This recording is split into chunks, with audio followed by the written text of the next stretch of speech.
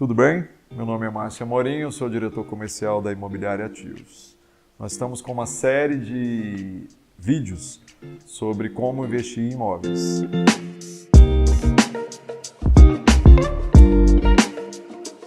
E hoje o nosso tema é a compra do primeiro imóvel. Então eu vou entrar no primeiro passo. Você vai morar nesse imóvel ou não? Primeira coisa que você tem que avaliar, se você vai comprar o seu primeiro imóvel, você vai usar ele como moradia ou não? Se você usa como moradia, você tem que avaliar se ele te atende e atende a sua família.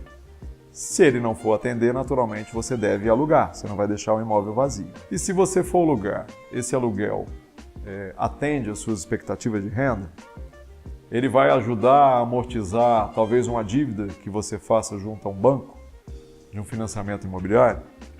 Aí você tem que pensar no seguinte, quando você aluga o imóvel, você tem um imposto de renda sobre o seu ganho mensal, que é de 27,5%. Se você for colocar na mão de uma imobiliária para administrar, você tem mais 10%. Então lembre-se que você vai ter que somar um gasto mensal com um desconto de impostos e taxa de administração da ordem de 37,5%, mais ou menos. Mesmo assim te atende? Tá, tudo bem, a rentabilidade é baixa, porque você está pagando muito imposto e tem a taxa da imobiliária. Mas tem uma expectativa de valorização do imóvel? Compensa? Se tiver, talvez valha a pena fazer o investimento. Segundo passo, você vai definir que tipo de imóvel que você vai comprar. É um imóvel pronto ou na planta? É um imóvel residencial ou comercial? É um imóvel construído ou é um terreno? Terreno comercial ou residencial, lembre-se que normalmente é muito difícil de você alugar, mas você pode alugar se for um comercial, às vezes acontece. E se você não alugar, lembre-se que você vai ter gastos, talvez com condomínio, se tiver um condomínio, e imposto predial, que é o IPTU. Se a terra é nua, a alíquota é de 3%. Se você tem um imóvel construído, a alíquota é de 0,3%. Então a diferença é muito impactante. Se você vai comprar um imóvel comercial, fique atento também às salas comerciais. Hoje em dia, aí eu estou te falando desse período aí que a gente está em crise, de 2013 para cá, as salas comerciais se tornaram um negócio não muito atrativo. Até porque a tecnologia tem impactado muito na forma de consumir e de novas empresas serem geradas e serem geridas. A maioria das pessoas que têm lançado empresas, elas não têm utilizado tanto as salas comerciais. Elas têm tentado implantar essas empresas na sua própria residência ou por meio de apps no celular, startups, né? Então isso tem impactado demais o uso de salas. A maioria das pessoas hoje não quer arcar com o custo de um aluguel mensal de uma sala ou de colocar funcionários que têm um encargo trabalhista muito alto. Então fique atento às salas comerciais. Normalmente não são um bom negócio, a não ser que você tenha um conjunto de salas com uma área maior que vai atender uma empresa um pouco maior do que uma empresa pequena. Se você estiver pensando numa kitnet, lembre-se que o espaço de uma kitnet é pequeno, então não acomoda bem famílias, vai acomodar mais um solteiro ou no máximo um casal. E quando eles vêm para uma kitnet, aí eu estou falando de um casal, eles não gostam de ficar muito tempo, é uma coisa muito provisória. Então você tem um giro de locatário muito grande, de inquilino muito grande. Então hoje tem um cliente, daqui a um ano já saiu, você vai ter que alugar de novo, vai ter que pintar, reformar. Então também não é um excelente negócio. Mas tem uma certa liquidez, melhor do que salas comerciais. Até porque no futuro, se você for colocar como parte do pagamento, normalmente a kitnet o pessoal aceita. Sala comercial já tem mais restrição. Tome cuidado com esse tipo de produto. Terceiro passo, você vai definir um orçamento para a compra do seu imóvel. Você vai comprar à vista? Normalmente as pessoas não compram à vista porque o valor é muito alto. Você vai financiar uma parte do valor? Você vai usar um FGTS? Quando você usa um financiamento, normalmente o ideal é você já ter uma carta de crédito pré-aprovada.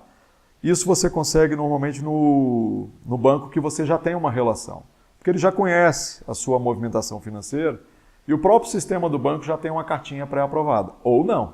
Às vezes sua movimentação é tão fraca que eles não têm. Então o primeiro passo é você ir no seu gerente de banco ou ligar para ele, né? E perguntar se já tem uma carta de crédito pré-aprovada. Tem determinados produtos, imóveis, que não pegam financiamento imobiliário. Por quê? porque o imóvel é comercial. Às vezes até tem, mas a taxa é muito mais alta e não compensa. Avalie isso também. Se você for pegar um financiamento imobiliário também, você já vai definir um valor do imóvel que você vai comprar e o valor que você precisa para financiar, que normalmente não é 100%. Esses percentuais variam, tá? Pode ser de 80%, 60%, mas normalmente é nessa ordem aí. E quando você multiplica as parcelas e a quantidade de parcelas, você tem que ver o valor final junto com a taxa, o percentual de entrada que você está dando. E aí, compensa? Às vezes o imóvel é 500 mil, quando você vai somar tudo que você vai gastar ao longo do tempo, chega a 1 milhão. Aí você está pagando 500 mil de juros.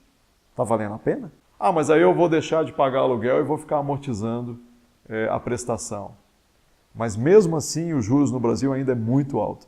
Apesar da Selic estar uma das mais altas, mais baixas da história da economia brasileira, você ainda tem uma taxa bancária muito alta, um juros bancário muito alto. Então, normalmente não compensa. Mas se tem perspectiva de valorização do imóvel, aí às vezes compensa. Se você vai usar FGTS, preste atenção nas regras de saque do FGTS, porque o governo não gosta de emprestar ou te devolver o dinheiro que é seu do fundo de garantia, do FGTS, porque para ele é um dinheiro barato que ele usa para outras coisas. Então ele põe muita restrição. Então, antes de você contar com esse dinheiro, que às vezes é até um valor significativo, vai no site da Caixa Econômica, pesquisa na internet e veja se tem alguma restrição para você usar, que te impeça de usar. E se o imóvel que você está comprando também já foi comprado utilizando parte de pagamento com a FGTS, você vai perceber que você não pode usar de novo, pelo menos num prazo de 5 anos. É uma das regrinhas, para também dificultar você usar. Então, antes de você já contar com esses recursos todos, veja se você tem condição de usar e quando e como você vai utilizar. Quarto passo, estime todos os gastos que você vai ter com a compra. Ah, você acha que é só o financiamento, os juros, o sinal inicial? Não, tem também o imposto, que é o ITBI, é o Imposto de Transmissão, que quem cobra a Secretaria de Fazenda, que é 3% sobre o valor da transação. Pelo menos aqui no DF é isso. Além disso, você tem a escritura e o registro. E mais as taxas cartorárias. Então, assim, preste atenção nisso para você não tomar uma surpresa e, às vezes, inviabilizar a sua compra. Quinto passo, analisar toda a documentação do imóvel e dos proprietários antes de comprar. Isso é fundamental, porque às vezes você entra numa negociação e esgota a negociação, que é uma das partes mais difíceis de você fazer no processo de compra, e quando você vai ver a documentação, ela tem alguma restrição. Se você vai sacar um FGTS ou usar um financiamento imobiliário, se a documentação tiver alguma restrição, o próprio jurídico da instituição financeira vai restringir e vai impedir o financiamento imobiliário. E aí, você já fez um instrumento particular de compra, já deu um sinal que normalmente é em torno de 10%, e tem uma restrição e o banco impediu o financiamento. Como é que vai ficar? A restrição é com você, é com o imóvel ou é com os proprietários? Então, antes de você avançar nisso tudo, pede para um cartório que tem algum escrevente da sua confiança para levantar as certidões todas. Aqui em Brasília são praticamente todas de graça e se emite muito rápido pela internet, com exceção da ônus, que é do imóvel, que é em torno de R$20. E você já vê se tem alguma restrição ou não.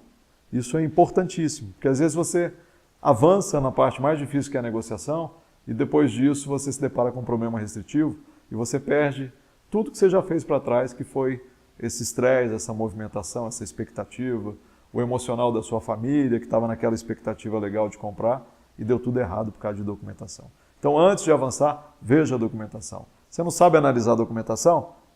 Vai para um cartório com alguém de confiança que eles analisam. Negocie tudo antes de você fechar o negócio. Então, assim, quando é que a pessoa vai desocupar o imóvel se ele estiver ocupado? Normalmente são 30 dias após a quitação.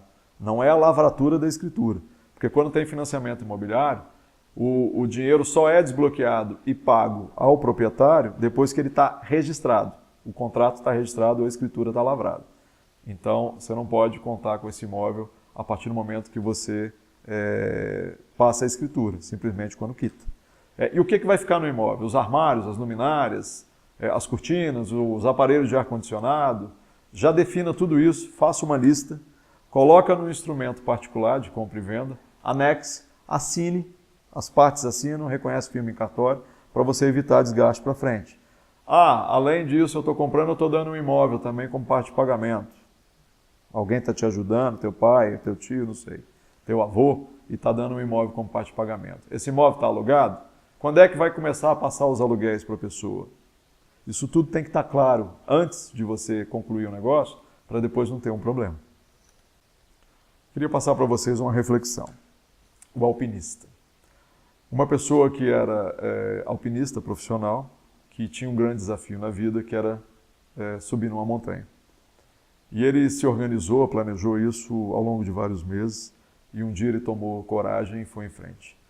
E ele subiu a montanha com muita ansiedade no início do dia, com muita força e garra, e quando ele estava próximo de chegar no topo, ele calculou mal o tempo e o dia escureceu.